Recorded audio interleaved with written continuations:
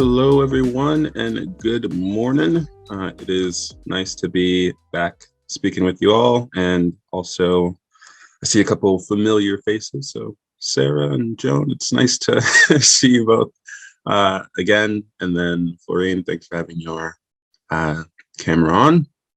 For those of you who haven't already or who didn't attend the generational wealth presentation a couple weeks ago and haven't already spoken to me one-on-one, my name is Obioha Okereke, and through this partnership, this virtual series, the real goal is to provide all of you with knowledge on various topics such as budgeting and credit and saving and investing over the course of 2 months. So this series is spanning from April to June 10th. And then in addition to the lessons that we're providing, there's also going to be 2 mini courses, one on investing, which I'm expecting to come out in May, so early to mid-May, and then one on budgeting as well. As Holly mentioned, if you haven't already, please schedule your one-on-one discovery call with me. I believe the next availability for that starts on May 1st, and then there's some availability in June as well. If you go to book a session and you see that there is no availability, please email myself or Holly or Stephanie, and we will get that figured out. And with that, I'm going to go ahead and start. As Holly mentioned, this is meant to be interactive. It's not supposed to be a lecture, so I'll pause periodically to see if there's any questions. Also, feel free to type questions in the chat. So a little bit about me. I went to the University of Washington and I graduated in 2019. I studied finance and I now work in consulting. So I work in tech and business consulting where, in short, I test stuff. So I work on a team and whatever they build, I test to make sure that it works as it should and that there's no errors. And I've had quite a bit of fun doing that. And it's a great career for me that's allowed me to build some meaningful connections. And I started College Money Habits in 2020 as a means of providing free education to people of all ages. I started it with the intent of college students, as you can guess by the name, and then it just quickly grew to encompass more than just college students. And then a fun fact about me that I've shared before is that I've got a twin brother. This picture is actually from New Orleans, where I went with my brother last year, and that is a kind of like a core memory for me because my brother no longer lives in Washington. He lives in New York now. And this was one of the first trips that we did together where it was just peaceful and living in the moment and just trying out new food, a lot of seafood. And it was just a great time. And then a little bit about my financial journey as well. So I started working when I was 18. I'm 26 now. And my first job was at Big Five Sporting Goods. I'm not sure if any of you have been there or shopped there currently. But that was my first gig in retail. And then I started investing shortly thereafter with $150. And as of today, my net worth now stands at a bit over $200,000, with the majority of that being investments. And I know that in the past, we've talked about investing a little bit, and we have an investing workshop that's coming up in May in addition to the mini course. And I just want to emphasize that investing is a great way of building wealth and that you can start with any amount of money.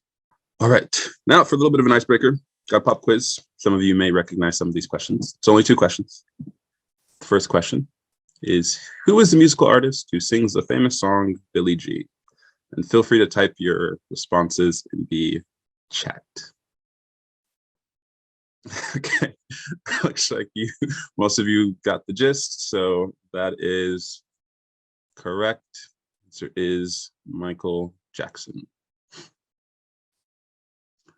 And then now for a question more tied to financial literacy.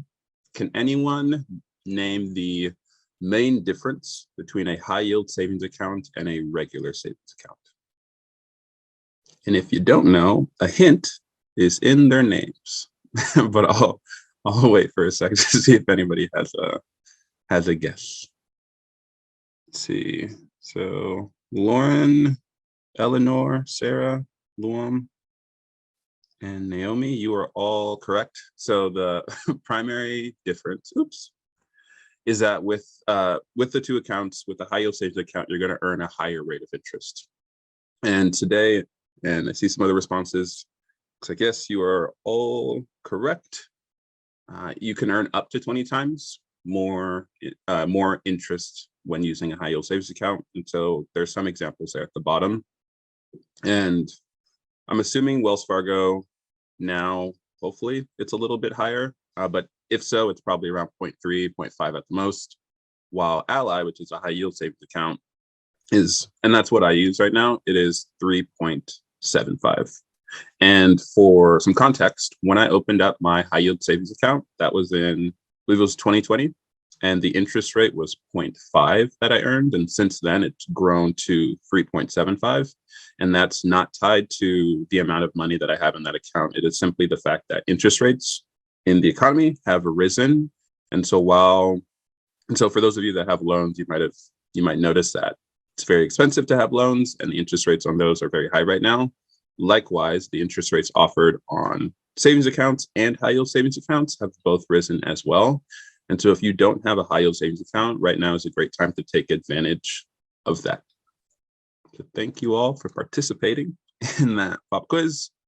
Throughout this presentation, so for the next hour or so, we're going to talk about budgeting and saving, building credit, and overcoming financial anxiety. Not in that order, but those are going to be the core topics for today. And again, feel free to ask questions at any point throughout. I've got the chat open in another window, and you can also feel free to unmute as well. So what are your financial goals? This is a question that was asked in the pre-survey, and thanks again for those of you who've already taken it. Through this presentation, please be thinking about your financial goals, and through this series that we're doing up to the point of June, also be thinking about financial goals that you have, whether they're short-term or whether they're long-term. Short-term being goals that you'd like to achieve in the next 6 months, and then long-term being longer goals, whether it's over the course of a year, whether it's 5 years. And the importance of setting goals is that it'll help keep you grounded and help keep you working towards something. And then most importantly, remember to reward yourself as you hit those goals, whether it's to save $100 or to start investing by a certain date or to pay off all your debt. It's very important to set goals and to work towards those and to track your progress. So if you don't have goals, or if you haven't written down set goals right now, we've talked about SMART goals before. As a reminder, a refresher, SMART goals are goals that are specific, measurable, achievable, realistic, and time bound. So specific being, okay, like what exactly do you want to do? So if it's to save money, how much would you like to save? And then measurable. So when, and then measurable and time bound, like when would you like to achieve those goals? And then making sure that they're realistic. So an example at the bottom there is of a SMART goal where it's, I would like to save $100 by December of 2023. And to do so, I need to save $12.50 per month. And so, for instance, if you had this goal of saving $100 by the end of the year, and you recognize that starting from zero, you need to save $12.50 per month, that means that every month, if you save less than $12.50, you know that you're going to have to make that up in a different month. And then likewise, if you save, let's say $15 in a given month, you now know that you're working to beat your expectations for that goal.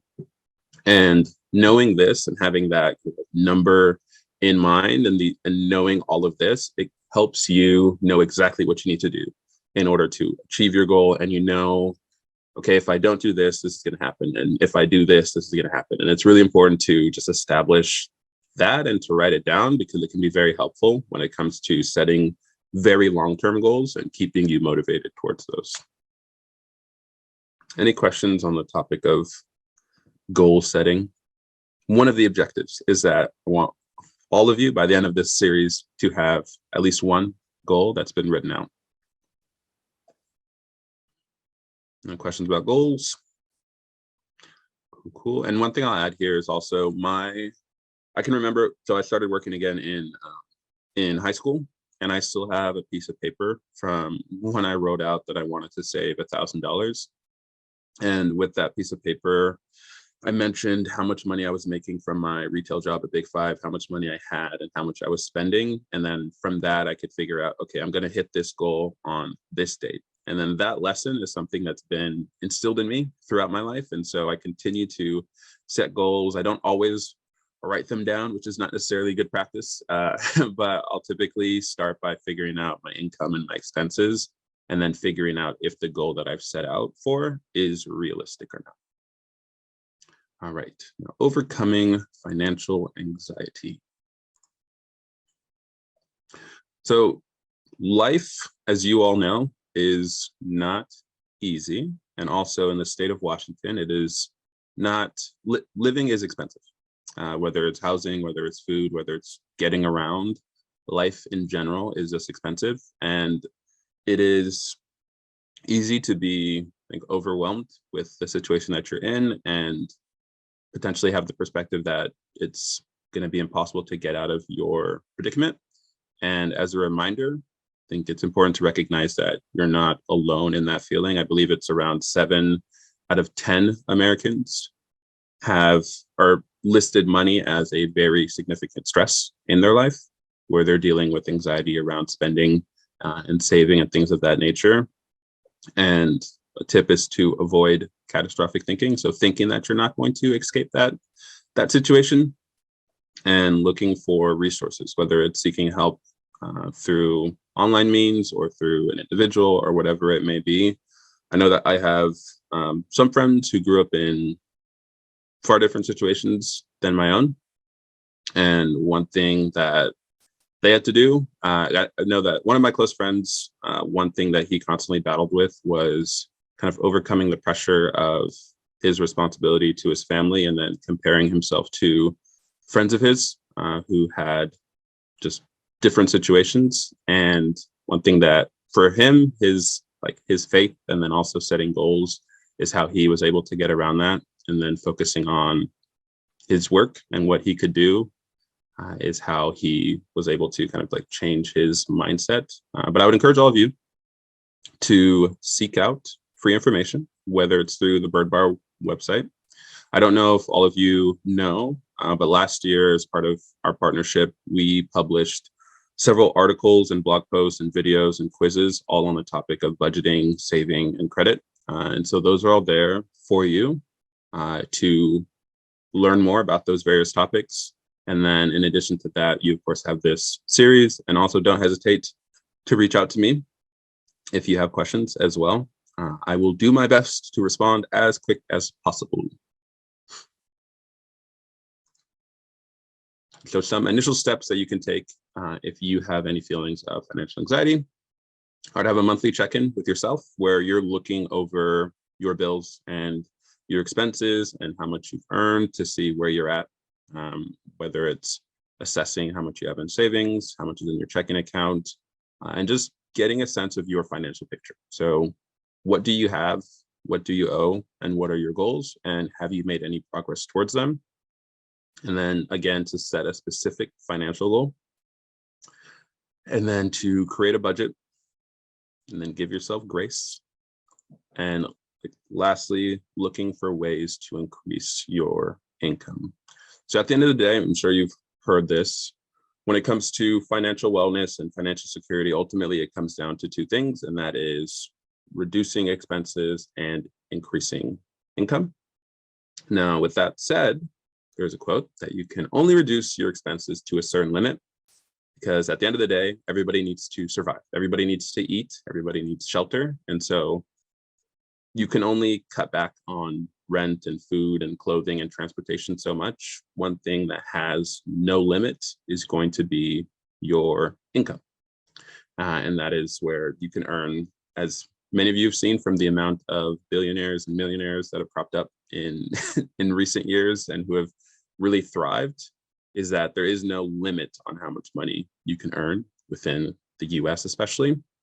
And so looking for ways to increase your income can really help with really everything from a financial standpoint. It's not necessarily going to make you happy. I don't want to insinuate that money is going to make you happy, but when it comes to financial wellness and financial security, ultimately it'll come down to increasing your income. All right, so moving on to getting better with budgeting and saving. So with budgeting, the first thing that you'll need to know is your discretionary income. So again, discretionary income is the amount of money that you have left over after you've paid for taxes and all of your necessities. So whether you work part-time, full-time, or earn benefits or aid, your discretionary income is going to be your money post-taxes. And then from there, you're going to want to subtract any necessary expenses. So necessary expenses will be your living expenses. So things like rent or mortgage, food, utilities, transportation, things that must be paid in order for you to survive. It won't include things such as subscription services like Netflix or Hulu, Amazon Prime. Those are all, while they might make life more comfortable and easy, they won't be necessities, but kind of simple luxuries. And you wouldn't want to include those in your calculation of necessary expenses. And so once you've taken that income of yours and you've subtracted your necessary expenses from it, you will find your discretionary income. Your discretionary income could be 0, it could be 100, it could be 1,000, could be whatever. The most important thing is that you go about calculating it, because then from there you can figure out, how much money you're really budgeting. Because your discretionary income is the amount of money that you're going to have where you can decide, all right, I want to use this to buy gifts for Christmas. I want to use this for a vacation. I want to use this to go out to eat, whatever it is, or to save or to invest or to pay off debt. And so everything starts with that number. And another consideration that's worth noting is that your discretionary income is not fixed. It will change as your life situation changes. So if you move and your rent decreases or your rent increases, your discretionary income is also going to change. If you take on a new bill, your discretionary income is going to change. If your income increases, your discretionary income is going to change. So it's important to recalculate that number as different factors in your life change. So for instance, when my income changes at work, I recalculate my discretionary income. Last year, I was living with my twin brother in an apartment in Seattle. And as a result, my discretionary income decreased because I was spending more money because I had rent, I had parking, I had utilities, I had water, and then groceries. So all these various bills, and that reduced the amount of money that I had left over every month. And then currently, I moved back home when my brother left, and so I'm with my parents. And so now my discretionary income has increased because my parents don't charge me for parking at their house, and I don't have to pay for water or really any other bills outside of my business expenses, which are now the kind of majority of the money that I spend. And then if you have any questions about discretionary income, feel free to type in the chat, and I'm happy to answer those. All right, so how do I budget? So I mentioned that I calculate my discretionary income. I actually just calculated it again last month because I forgot what it was. And so I wanted to make sure I knew what it was, because I was trying to figure out how much money I should be setting aside every month towards my savings account. And then also one thing that I practice is I have 2 checking accounts. One is my master account for bills and contributing to investments, contributing to savings and my business expenses. And then I have a second checking account, and that is for all my personal spending. And the way that breaks out is my paychecks are automated so that 80% of everything that I earn from my full-time job goes straight into that first primary checking account. And then from that account, there's an automatic transfer to various investments, and there's also an automatic transfer to my savings account. And then I use that account to pay for gas, or if I'm doing anything related to College Money Habits, which is my platform. That second checking account is 20% of my income, and that is what I use for vacations, for shopping, for going out to eat, and anything that is a luxury. And in doing so, I've been able to just separate the two, and it really helps me budget, because I know that regardless of what's going on every month, I've already set I've already set aside money for saving. And the money that's in that personal spending account is my money for personal spending. And so that's, again, why you want to go about calculating your discretionary income. I'm not going to recommend that everybody sets up 2 checking accounts, but it is a strategy that has worked for me in helping to just kind of separate expenses from leisure. And then opening up a high yield savings account has also been a game changer for me. With Ally Bank, which is what I use for my high yield savings account, they allow you to set up buckets.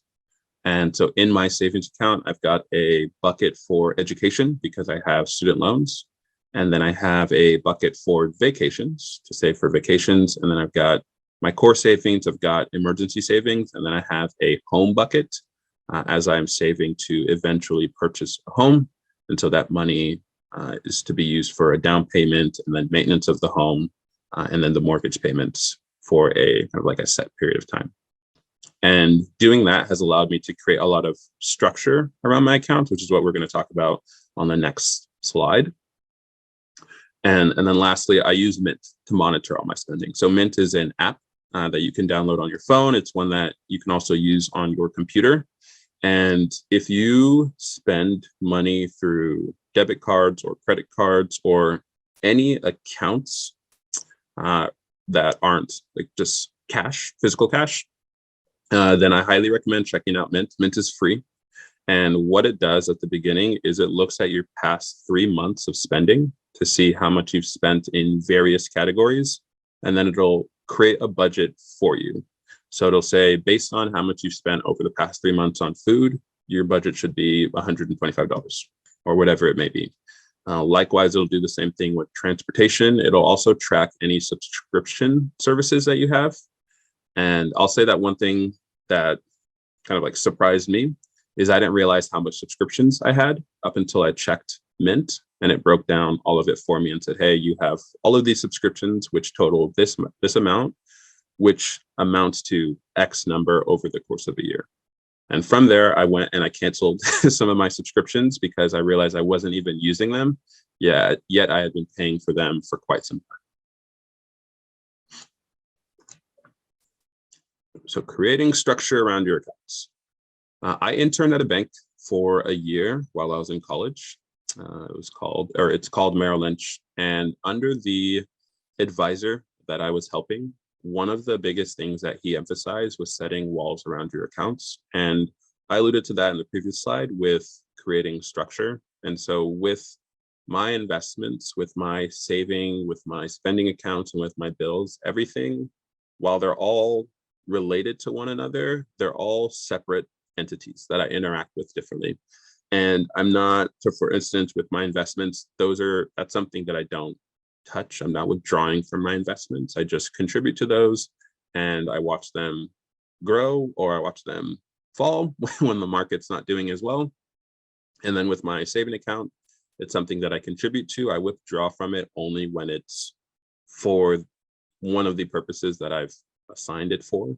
If that makes sense. I recently used it to pay off taxes because I owed when I filed my taxes. And so I didn't mention it as a bucket because I didn't create a bucket for it, but I'd also set aside money for taxes as well because I was assuming that I would owe a little bit.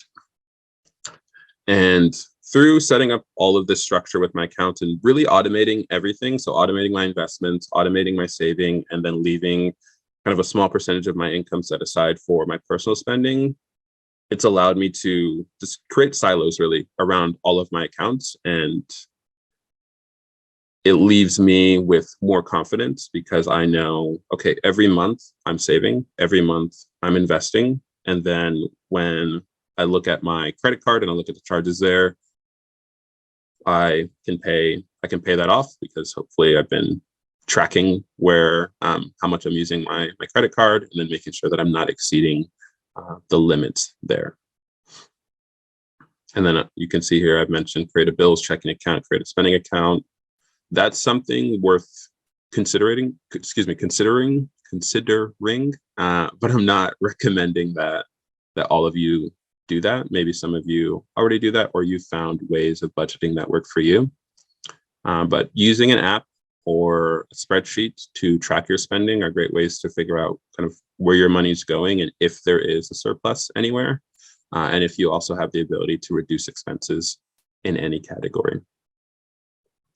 And then setting up a high yield savings account. If you don't have a high yield savings account today, that is one thing that I do recommend you look into doing.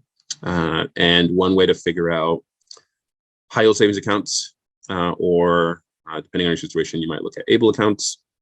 With that, you might Google best high yield savings accounts for X on Google. And the 4X is like your age group or people dealing with a certain situation. And so, for instance, when I talk to college students, I'll tell them to Google best high yield savings accounts for college students.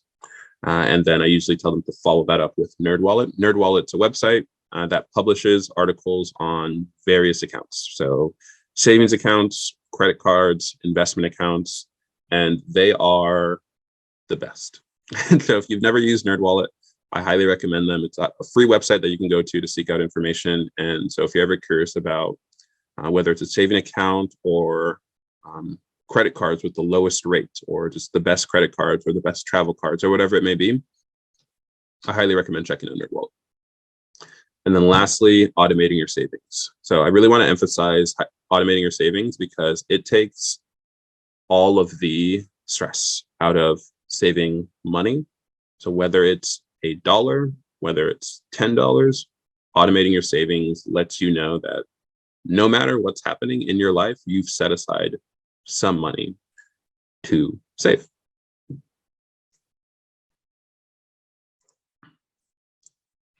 So we've talked already a bit about high yield savings account. This is a little bit about like what Ally looks like. And this is not sponsored by Ally. I'm not promoting Ally. I'm speaking to it only because it's what I've got. And I like this image just because it shows you a little bit more about what I'm talking about when I say buckets. And so with this, you can see kind of in the middle there, it's got buckets. It says one for education, one for vacation. And with these buckets, and so this is not my personal account. With these buckets, it just helps you visually see how much money you have set aside for various purposes. And you can also set goals for each bucket.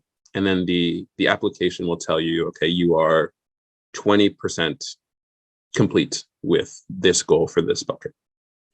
And it is very, very helpful. It is one of the things I am most happy about doing when it comes to moves that I've made financially, is to set up a high yield savings account, and especially setting it up through this platform that allows me to use buckets. And of my automated transfer, 50% up until I think yesterday when I changed it, 50% of all the money that I contributed went from, or 50% went into the core savings, and then 50% went into the vacation bucket.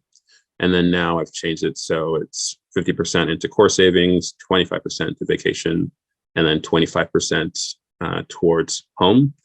And soon enough, I'm going to cut off the vacation contributions entirely and focus on other areas. Right. And then creating an emergency fund is also an important thing to do. So an emergency fund is basically it's a savings account or a fund that is used to deal with emergency expenses. Emergency expenses or unplanned expenses could be dealing with job loss. It could be a home repair. It could be medical bills.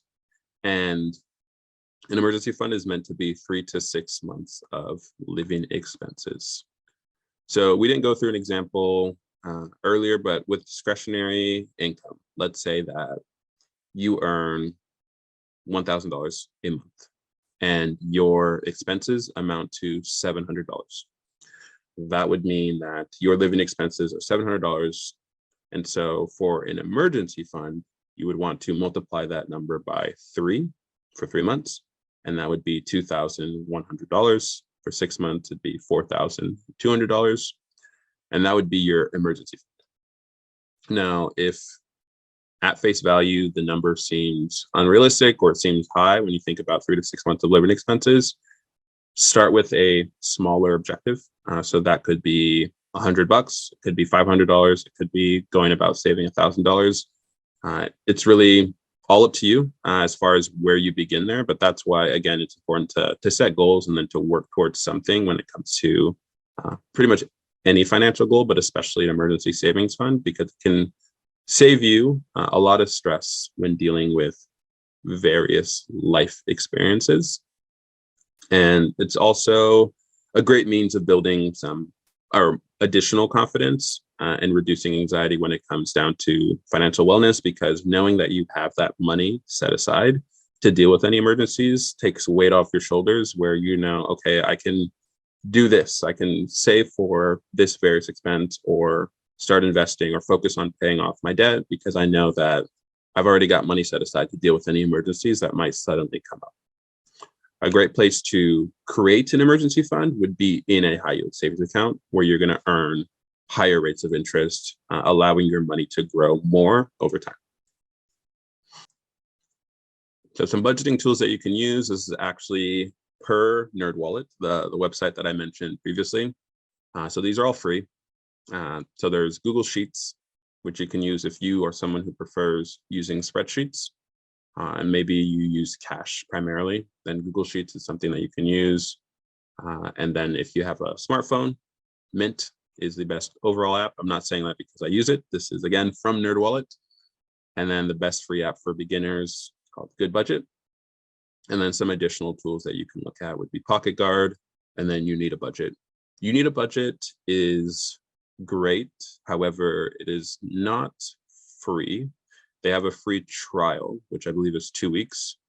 But aside from that, everything else mentioned on this page is free. I know that Mint is free, Google Sheets is free, Pocket Guard is free, and then Good Budget I haven't personally used, but was mentioned as free on the NerdWallet website. And then can't talk about financial wellness without talking about delayed gratification.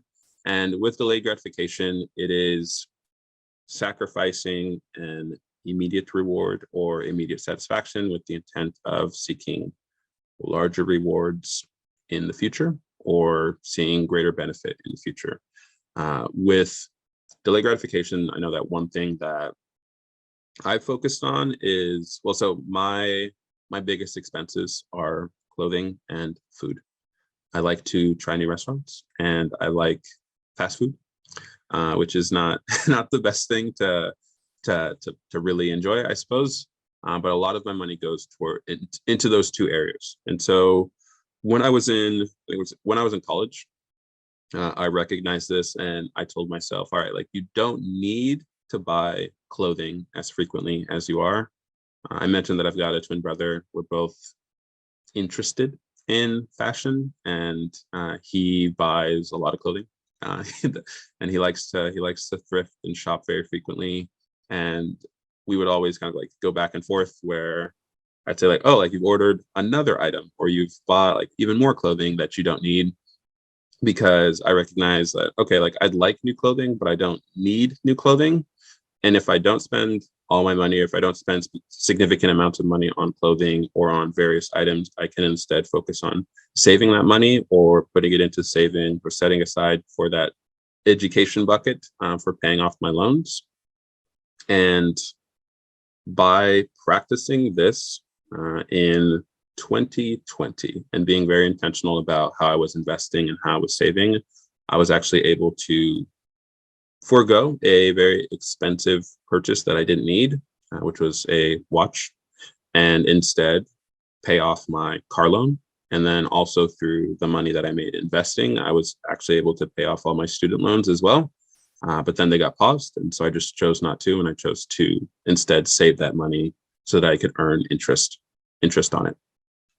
Decisions that anyone can make to delay gratification would be focusing on, like, smaller ones would be cooking at home instead of going out to eat, or not taking, say, vacations, as many vacations. I know that during college I didn't take any trips, so that I could save, and then also just because I didn't care to take trips, because I was a hermit who just lived at home and just studied.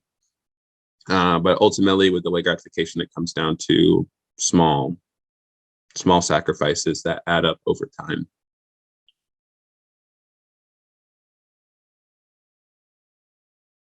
And now shifting gears into credit.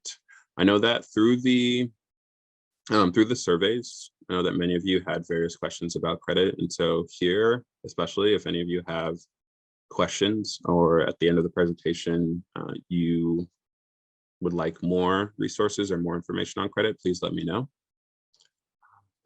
At the beginning, let's talk about the importance of credit. So with credit is important in determining your ability to really secure loans. So if you're looking for a home loan, if you're looking for a car loan, or really any type of loan, your credit score is something that is going to be referenced. Now, with that, there are different types of credit that you should be aware of. So there's revolving credit, and revolving credit alludes to lines of credit that are available for you at all times, as long as you pay off what you owe. An example would be credit cards, where let's say you've got a credit card with a $1,000 credit limit. That limit is available to you at all times, as long as you pay off your credit card during every period. There's also installment loans. Installment loans are going to be a fixed loan, where you're going to pay a fixed amount every month for a period of time. And for that, you can think of a mortgage or car loans or student loans. And then what is good credit? So there are two scoring models that you should be aware of. There's FICO scores. FICO scores are, you think of it as like the industry standard. So if you were to go today to try to secure a car loan, or if you were to go today to try to secure a mortgage loan, that lender is likely going to refer to your FICO score. There's also Vantage scores. There's the Vantage 3.0 and then the Vantage 4.0. And with the going backwards, with the FICO scores, they range from 300 to 850. With the Vantage 3.0, it ranges from 500 to 990. The reason I'm mentioning that is because if you've ever looked up your credit score, you might have noticed that on different platforms and on different sites, you have different scores, and that is why. Different platforms use different scoring models to calculate your credit score. So you might see different scores on different websites. And if that's the case, I would make sure to identify the fine print that tells you what scoring model was used. There's also the Vantage 4.0. With the Vantage 4.0 score, that is the same as the FICO scoring model. And when it comes down to what is good credit, so a good FICO score would be a score of 670 and above. And then with the Vantage 3.0, that would be a score of 700 and above. The impact of having a below average or below good credit score is going to be that when you are seeking out loans, you're more likely to be rejected from those loans. So you might not be able to receive the loan that you're seeking because the lender is going to deem you as more risky as a lendee. Alternatively, you'll see higher rates of interest on your loans. So for example, let's say you've got person A. Person A has a 700 credit score, 700 FICO credit score. And then you have person B, and they have a 550 FICO credit score. And they're both applying to purchase a Toyota Camry. Provided that they're both provided the opportunity to purchase that car and they're both financing that car, person A, who has the higher credit score, might see a interest rate of, let's say, 7%, since rates are really high right now on that vehicle, while person B, who has the lower credit score, might see a rate of 10 to 12%. And this is an example, hypothetical. And the impact of that is that with that higher interest rate, you are going to be paying more money over the life of that loan. So whether it's a year, whether it's 4 years, whether it's 6 years, whether it's 8 years, because you're paying a higher rate of interest, you are ultimately going to be paying more money for that vehicle on that loan. And you might even pay more for that car than it's worth. And with credit scores, it can be the difference between something that you're seeking out being affordable to something no longer being affordable due to the amount of interest that you're going to have to pay on a regular basis. Once you hit a score of about 740, that is where you start to enter the kind of the excellent tier. And the benefits from getting a score higher than 740 start to kind of diminish, where 740 is what I ultimately recommend all of you target to start with, and then anything above that is kind of it's like icing on the cake, so to speak. So building up your score, there are 5 main factors that make up your credit score.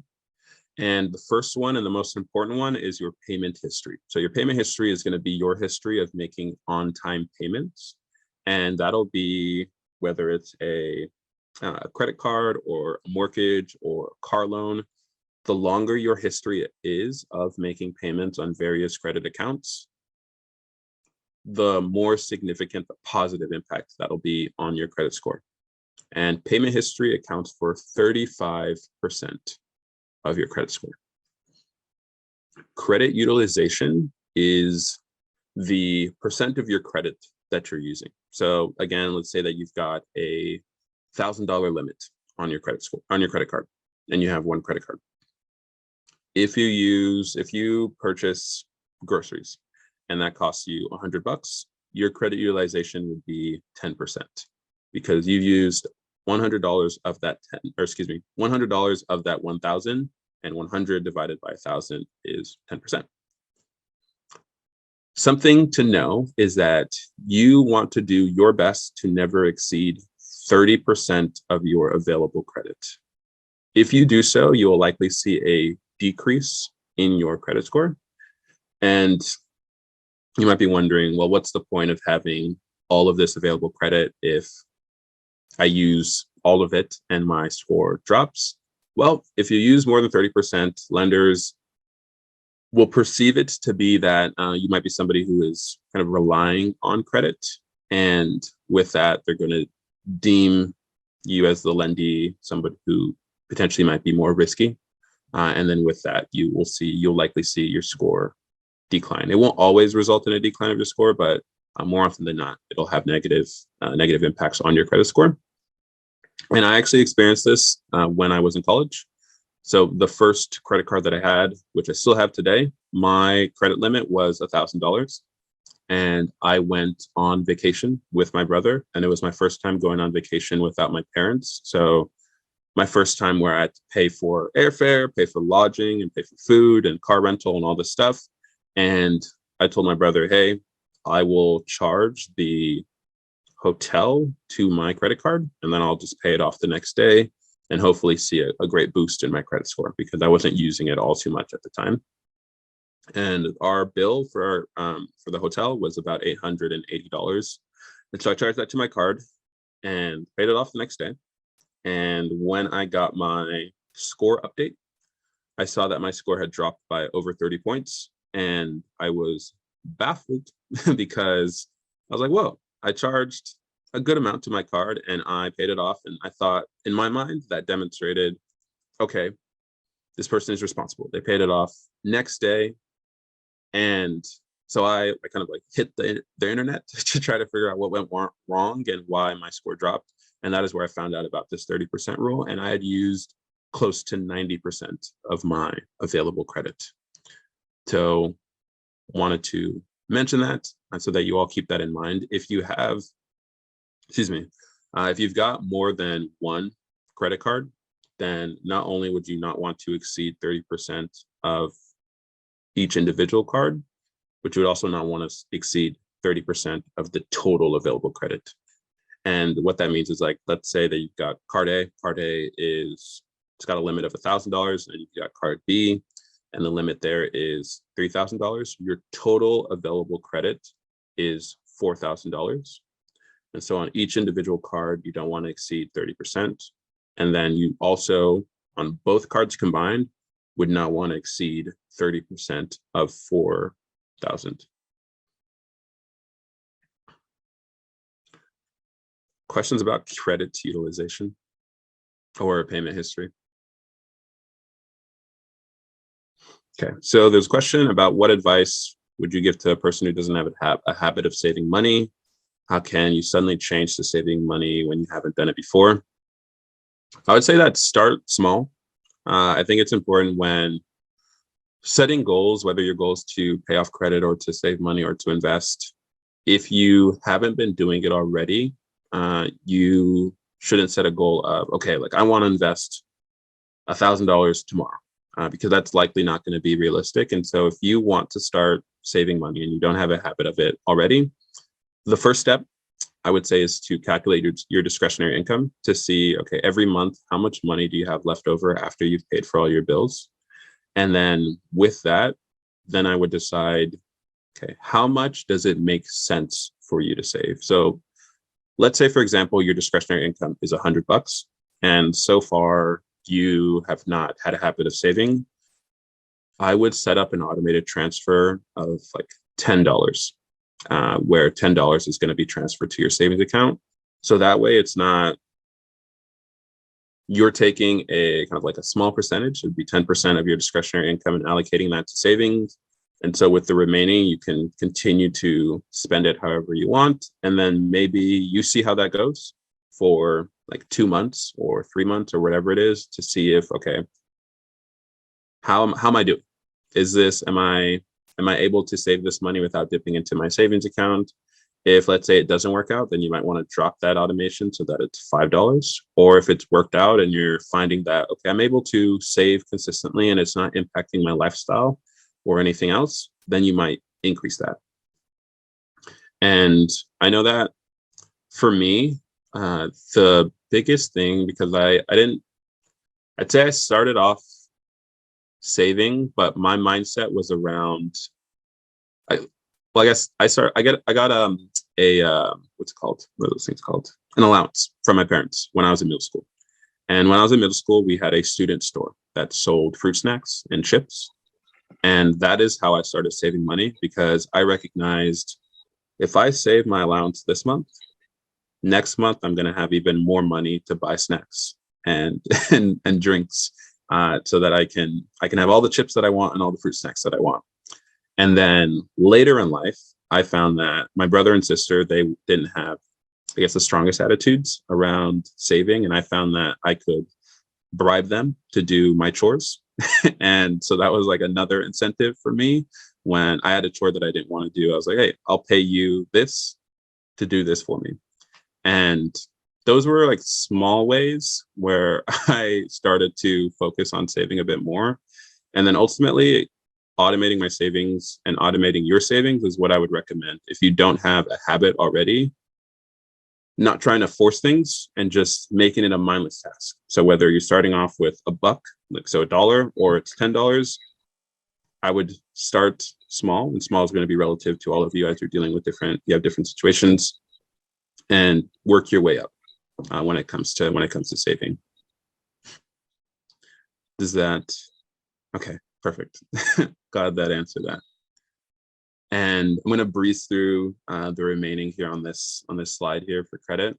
So your length of credit history is just going to be the amount of time you've had various credit accounts. So the longer you've had credit accounts, the greater the positive impact that'll have on your score. So for instance, if I'm going to use your name, Florine, just type in the chat. Let's say Florine's had a credit card for 20 years.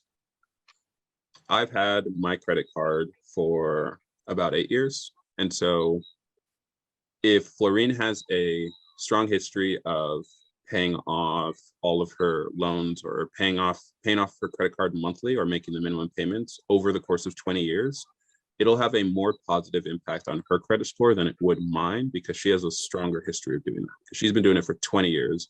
I've only been doing it for 8. And so with length of credit history, that is what that means. And it's very similar to payment history, but it's also length of history. Another way to think of it is going to be like the average age of your accounts.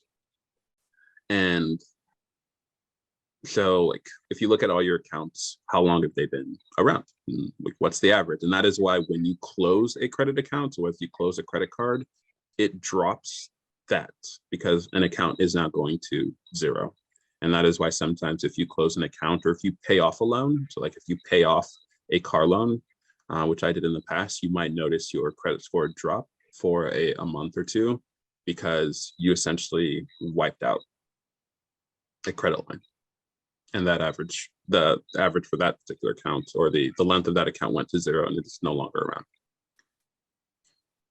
And then mix of credit types, referring back to installment and revolving loans. So if you've got a mix of different loans, so like a credit card and a mortgage and a car loan, and you're paying those all off every month, that is going to have a more positive impact on your score than it would for somebody who just has a credit card.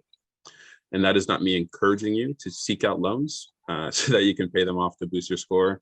But ultimately, the more different types of loans you have, the more it demonstrates to lenders that regardless of the type of loan, you can pay them off.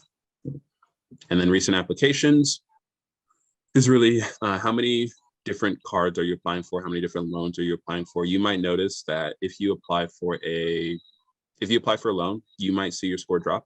And that is because there is something called a hard inquiry, where lenders will pull your credit report and view kind of your credit history before making a determination on a loan. And so if you are ever, let's say you call your bank, let's say you have a credit card and you call your bank and you want to raise your credit limit, I would ask them, are you going to do a hard inquiry, or are you going to do a hard pull? And if they say no, that is good. If they say yes, just recognize that that's likely going to affect your score, and you're probably going to see it decrease, whether it's by a few points or by potentially a larger amount of points. I experienced this recently when getting pre-approval or pre-qualified. I believe it was pre-approval for a home, where there was a lender that they were trying to see how much home, or well, I was trying to figure out how much house I could afford based on my income and some other factors. And so they needed to view my credit history. And as a result of that, my score dropped by, I think it was 33 points. And the guidance was it'll return the next month. And that happened. So the next month, it doesn't stick. So it happened, and then the next month, my score returned. It was mostly back to normal. I think it improved by 30 points. So there's still a 3-point deficit. And there's another question about how about people who cannot be consistent to their saving plan. What advice do you have?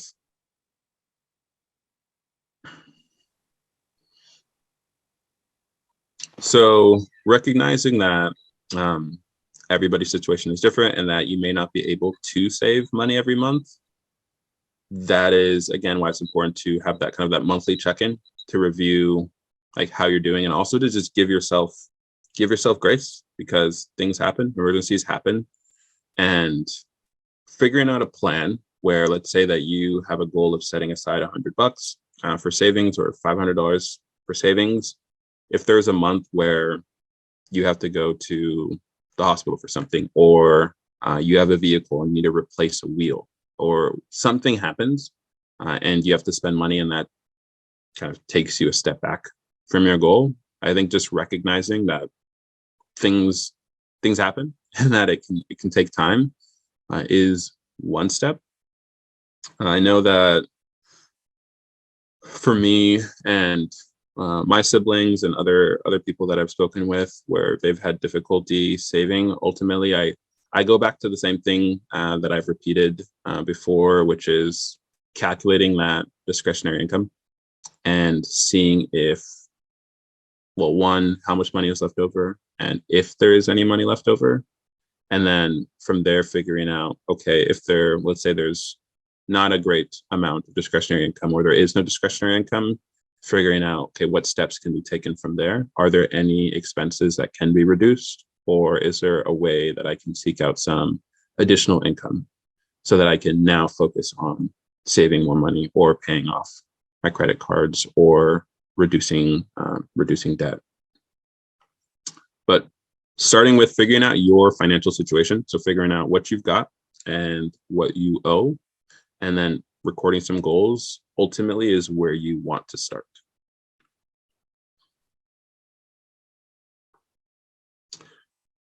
And so if you are applying for an apartment with less than good credit, so I think depends on where you're applying. I know that for myself and my brother, when we were applying for an apartment, Last year, they didn't refer to our credit. They looked only at income to see if we had the necessary amount of income in order to kind of cover the cost of rent and the cost of utilities and things like that. If you have, let's say, a credit score that it doesn't meet the kind of like that good or that excellent criteria, then I would see if who you're applying for, if they're going to be checking your credit score, because sometimes they won't be. If you're seeking out a mortgage, then they would be looking at your credit score. Any other questions there? Yes. Yeah, go ahead. Yes. Saving benefits your confidence. You mentioned confidence. That is so important. If you save $10, the benefit I receive is, wow, I saved $10. And as you said, it increases. And doing this has led me to studying and researching how to generate wealth. So I belong to First Nation tribe, and the last 2 years I've been studying cryptocurrency, Bitcoin, and now carbon credits. I can actually buy carbon credits. I will be receiving my dividend. So this is so fabulous for your psyche, for your well-being. It's confidence building. It's incredible. Thank you. Thanks for sharing, Lenora, and for speaking on your personal situation a little bit.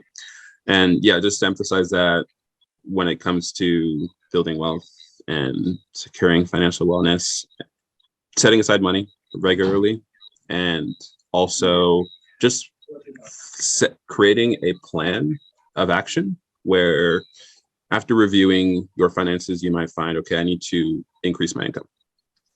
Then just creating that action plan and then figuring out steps that you can take towards going about that goal are all things that you can do towards building your confidence around money and around your knowledge as well. And want to talk about secured credit cards a little bit. I don't know if any of you currently use secured credit cards or have used secured credit cards before, but with the secured credit card, it's a little bit different from a regular credit card that you might apply for at a bank. And they're great if, let's say, you don't have a credit card right now and your credit score is, let's say, below average, and you have concerns that if you were to apply to a bank, that you're not going to be able to secure a credit card due to your credit history and potential fraud that might have happened in the past and things like that, then you might look into trying to obtain a secured credit card, which is where you would put up a cash deposit upfront in order to secure that card, and it'd be your kind of like your credit line. So if you put up $100, your credit line would be $100. If you put up $500, your credit line is $500. And I think kind of the main thing there is if you were to miss a payment, that lender might keep your initial deposit. But these are a great way of rebuilding your credit over time. And there was a question, I want to make sure I don't miss it. So whenever we apply for something, either it's approved or declined, does it make our credit go up and down? If a hard inquiry is done when you apply for credit, then you will likely see, well, I don't want to say likely, you might see your score drop. And so whenever you're applying for a loan, one way that you can kind of know ahead of time if it's going to affect your credit score is to just ask. So you can ask, will this affect my credit score? And if they say no, or if they say yes, your follow-up question could be, are you going to be doing a soft pull, or are you going to be doing a hard pull, or a hard inquiry or a soft inquiry? And the difference being, soft inquiry is not going to affect your score. A hard inquiry is likely going to affect your score, because that's when you're pulling your credit report. And in most cases, I don't want to say all cases in case something changes for one of you, but if you apply for credit and your score does drop, you should expect to see that return back to normal, provided that you are using your credit accounts responsibly. There's never been a situation, at least for me, where I've either paid off a loan or applied for a loan where my credit score did not return back to normal. Okay. Perfect. So credit mistakes to avoid. So not having a credit card. If you have aspirations of at any point purchasing a vehicle or purchasing a home, it is great to have a credit card. Whether you're using it to purchase a loaf of bread every week or every month from the grocery store and paying that off, simply having one and demonstrating to lenders that you can responsibly use that card and pay off what you owe works towards building your score.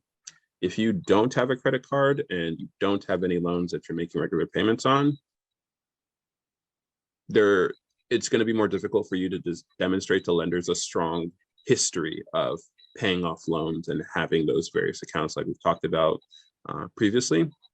And so if you don't have a card, I'm not going to say go open one, but I would encourage you to consider the positive impacts of owning a credit card if you are looking to purchase property or to secure a car in the future.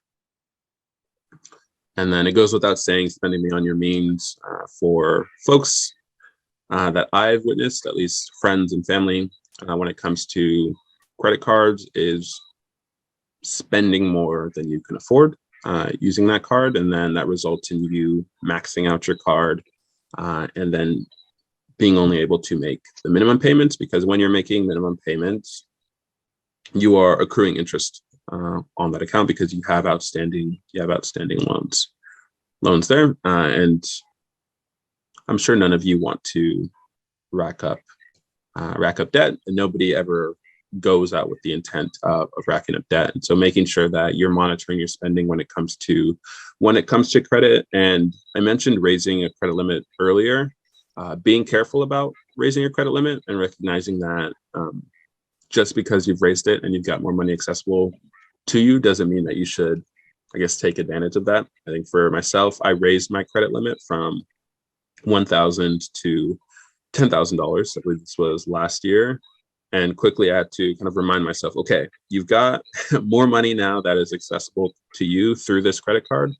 That doesn't mean that you need to use your credit card to spend thousands of dollars on purchases on various items. It just means that you're gonna have to be a bit more responsible about how you use it, because if I were to have raised that to 10,000 and then the next thing I do is I use $4,000 of it and I continue to consistently like rack up credit without realizing that I'm going to have to ultimately pay that back, that could kind of keep me trapped in the cycle of constantly needing to pay off that card and not being able to save money.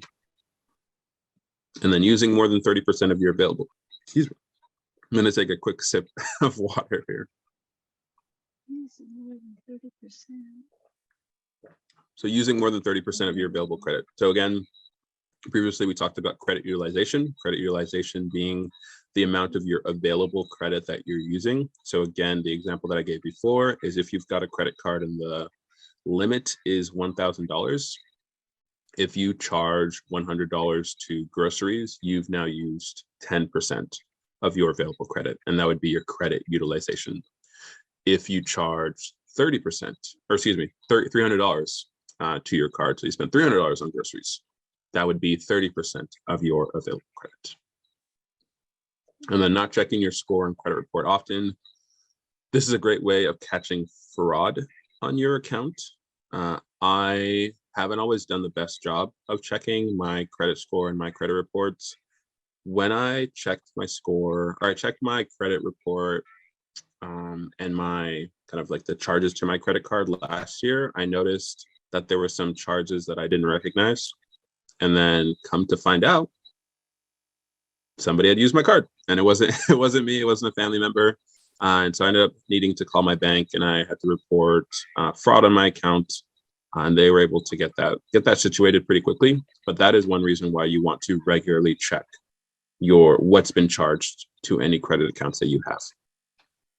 And then applying for several credit cards at once. So with that, that just goes down to that. If we go backwards here to recent applications being a factor that makes up your score. When you apply for multiple cards at once, if there is a hard inquiry being done, or if you're applying for, let's say, a mortgage loan and a car loan and a credit card all at the same time, those are all different things that are likely going to impact your credit score. And as a result, when lenders look at your credit score, they're going to see a lower credit score than you might like, which might result in less favorable terms, so like a higher rate, or potentially you even getting rejected from a loan. So keep that into consideration and try to space out applications, whether it's by, I think, 6 months is kind of the minimum that you would want to look at there. And here's a quick little chart on when to not use credit. I think halfway down thereabout on the when you should not use credit, you might see that to pay for rent is an example of when you wouldn't want to. This depends on your situation and how much you have on your credit line. If you're using all of your credit to pay for rent, that's going to put you in a tough position where you're likely maxing out your credit, and it's not a great place to be in. And so again, remembering that 30% rule, and trying to start off by using that card for expenses that you know that you can afford. And then some debt payoff strategies. So there is the snowball method and the avalanche method. So Angel talked about this in the generational wealth workshop that we had a couple weeks ago, for those of you that were able to attend that. With the snowball method, it is where you pay off your debt from smallest to largest. So let's say you've got a car loan, which is $10,000, and then you've got student loans, which are $30,000. Using the snowball method, you would focus your attention on paying off that car loan. If I remember my example correctly, you would focus on paying off that car loan first, because it is the smaller debt. And then once you've paid that off, you would take whatever the minimum payment was supposed to be on that car loan and now refocus it towards paying off that larger student loan. All the while, you would have been paying the minimum payments on both loans, but you would have focused any like additional income that you might have or any surplus towards paying off that smaller loan. With the avalanche method, you would focus on paying the loan with the highest interest rate first. So going back to that same example where you've got a car loan and you've got student loans, let's say the car loan is at 2% interest and then the student loan is at 7% interest. You would focus on paying the student loan first because it's got a higher rate of interest on it. And then same deal, you would pay the minimum payment on both, but focus on any additional income towards that larger loan. And then once that's paid off, you would take the previous minimum payment that was allocated towards that larger loan and refocus it towards that other outstanding loan. Any questions about those strategies? I want to make sure that they make sense.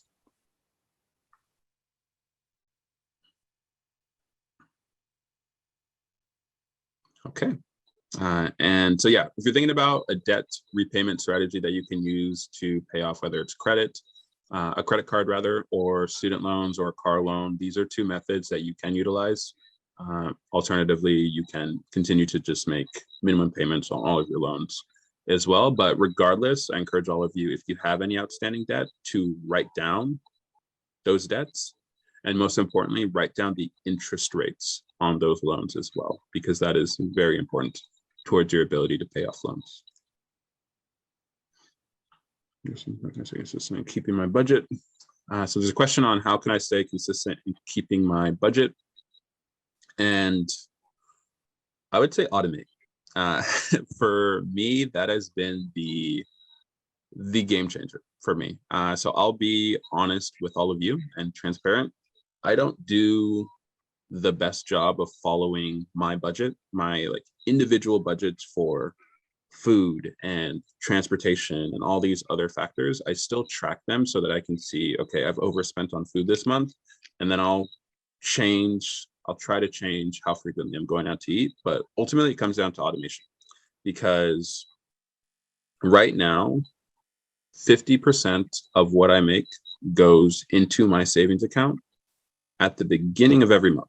So the money that I even see doesn't come close to representing how much I'm earning, because before I get my paycheck, there are investments that are made, and then when my paycheck kind of like hits my bank account, 50% of what I'm making goes to savings, and then there is another chunk. There's like 3 different other transfers that go out to different investments, and that's just in the main checking account. And then I've got my spending account, which is again 20% of what I make.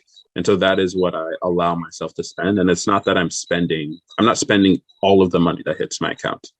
I am spending some of it, but I know, and I have complete confidence with my financial plan, because I know that everything else is handled. I'm saving and I'm investing regardless of what happens. And it has given me so much peace when it comes to like my personal finances. And it's something that I've spoken to like family members about. It's something that I talk to my friends about. And for those of you that don't know, I'm launching a podcast here soon. The goal is next month. And one of the episodes is about automating your savings and getting better at budgeting, and how it's really changed the way that I look at budgeting and just managing my money. And thank you, Philip. But yes, for all of you, I highly recommend automating your savings and figuring out what works for you. It doesn't have to be 50% of what you earn, because maybe that doesn't make sense. Maybe that's impossible. But figuring out something that makes sense for you, where you can be allocating money to saving, allocating money towards debt repayment, and potentially allocating money towards investing every single month. And finding a support system as well. So whether it's keeping yourself accountable or finding an accountability buddy, whether it's like a friend or a spouse or a partner who can say like, hey, you spent $50 on McDonald's this month, and you said that you only wanted to spend 20. Like somebody who can kind of like slap you on the hand when you're doing something outside of the parameters that you've set, or outside of your budget, can also help keep you on track. And quickly, just want to go over what to know before buying a car. So this is a picture of me with the first car that I ever purchased for myself. My second car, because my first one was a good old Buick LeSabre. And any of you have ever driven a Buick, very comfortable. And I made a ton of mistakes when I bought my car. So I bought this Mercedes when I was a junior in college. And to this day, it's the single worst financial decision I've ever made. You might see me smiling in the photo, but it is a decision that really had a very negative impact on my finances throughout college, where a majority of my income was going towards paying for that car. So it was going towards the monthly payments for that car, it was going towards gas. And I could tell you, so during college, I was making about $800 a month during the school year, working part-time at Nordstrom. Mm-hmm. And the car payment that I had was $199.34. And then on top of that, I was spending about $120 a month on gas. So now we're in the, 320-ish bucks a month on the car. And then I had maintenance, which was something that when I purchased my car, I didn't think about. And when I first bought the car, there was so much maintenance that I had to do that I had to constantly dip into my savings to be able to continue driving this car. And yes, Will, I was proud, but it brought a lot of stress. So some kind of like ground rules when it comes to financing a car is you don't want your monthly payment to exceed 10 to 15% of your net income. Your net income is the amount of money that you have left over after you've paid for taxes. So it's different than discretionary income because it doesn't include necessary expenses. So your net income will be what you see on on a paycheck, or if you receive benefits, what you receive on your checks. And then all expenses related to a car should not exceed 20% of your monthly net income. So if your monthly net income, so after taxes, you earn $1,000, then you would want to do your best to not spend more than $200 a month on all of your car expenses. And that's going to include insurance as well. And this understandably can be difficult. And then making sure some things to do are your means to buy used. So I bought the Mercedes because I thought it was something I deserved, something that I earned. But used cars that have already taken the hit on depreciation because they're always going to be cheaper. Junior year, and then when I bought that car to when I graduated from college, your means when looking at I did not say I bought the Mercedes because I thought it was something I deserved, something that I earned, that I had to actually having. I was wrong. I had $3,000 from over the course of junior year when I bought that car to when I graduated from college. Before graduating from college, I did not say, and so I didn't say that. And it was all because the amount of money that I had. I still own it today. It is paid off now. Having I had $3,000 less over the course of, because I don't regret making the purchase year or two because I did own that car before graduating from college, as you can see from the smile. And so I didn't say that anymore. But and it was all because it did bring me that car. I still own it today. It is a really great amount of stress. And well. I don't.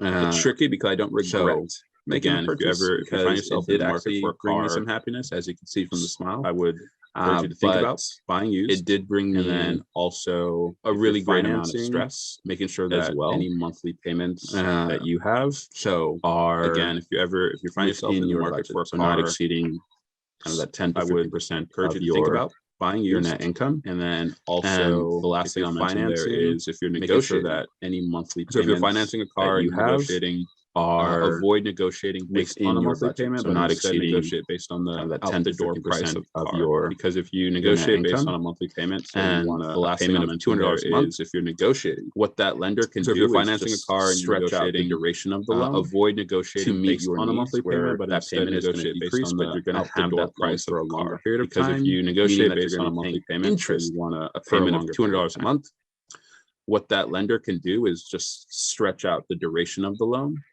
to meet your needs, where that payment is going to decrease, but you're going to have that loan for a longer period of time, meaning that you're going to be paying interest for a longer period of time. And so in conclusion, some action items for all of you when it comes to kind of like understanding your personal finances and getting down to setting goals is to calculate your discretionary income. If you haven't done this already, this is the first step that I encourage all of you to take towards understanding where you're at financially, and to review all of your accounts as well. And then open up a high yield savings account and set up automatic contributions. There's been a few questions today about getting better at budgeting and building a habit around saving, and automating your savings is the best way to do that by far. Because you no longer have to worry about setting aside X amount every month because it's already been done. And then establishing an emergency savings fund. So again, emergency savings is going to be 3 to 6 months of your living expenses. And that'll be used for dealing with significant life changes like job loss or emergency repairs on a vehicle or a house, or any medical expenses. And then lastly, to set measurable goals. So again, thinking back to SMART goals, which are specific, measurable, time-bound, and relevant, or realistic rather, and making sure that you're writing those down and tracking your progress towards those goals. Here are some resources for all of you. Again, highly recommend you check out the Bird Bar Place website, and then my personal website, which is called Money Habits, NerdWallet, Investopedia, if you're interested in learning more about investing. Investing is going to be our next workshop in May. And then again, NerdWallet has a budgeting tool that you all can use. And with that, I will conclude. I know that we are just about out of time, but happy to answer any questions or clarify anything that was mentioned throughout this presentation. But again, thank you all for your time. Yeah, please let us know if you have any questions. Thank you for attending the Fundamentals of Personal Finance workshop. The next workshop will be hosted on Saturday, May 13th from 10 a.m. to 11 a.m. And the topic will be Investing 101, Getting Started. You should have received a calendar invite for all the sessions. We'll be using the same link, Zoom link as today for the rest of our sessions. Reminder, if you haven't taken the pre-course survey or haven't booked your discovery call with Obi, please do so ASAP. Links to both are in the chat, or they will be here in a second. Thank you all, and thanks for the amazing questions. I'll stick around here for another minute if anybody has any questions that they want to ask. So Luan asked, do regular banks and credit unions offer high yield savings accounts? So I'm not sure about credit unions, but regular banks, some of them do. Most of the high yield saving accounts that you'll find will be offered by online banks, and not your traditional banks, like if you look at Chase or if you look at Wells Fargo, many of those banks aren't going to offer high yield savings accounts. I believe American Express, I think they have one, and then Discover, I believe they have one as well. Don't recall if Chase has one, but there's, I would highly recommend typing in high yield savings accounts and then NerdWallet. But some that immediately come to mind, I will type in the chat.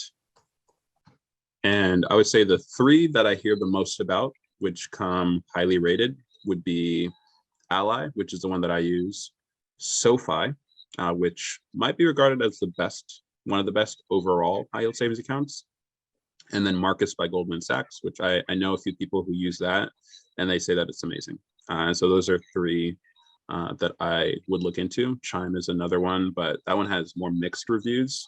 And so I'd be really careful when looking at that one. But Ally, Marcus by Goldman Sachs, and SoFi, which I've all typed into the chat. And then Philip, how can you take less interest loan?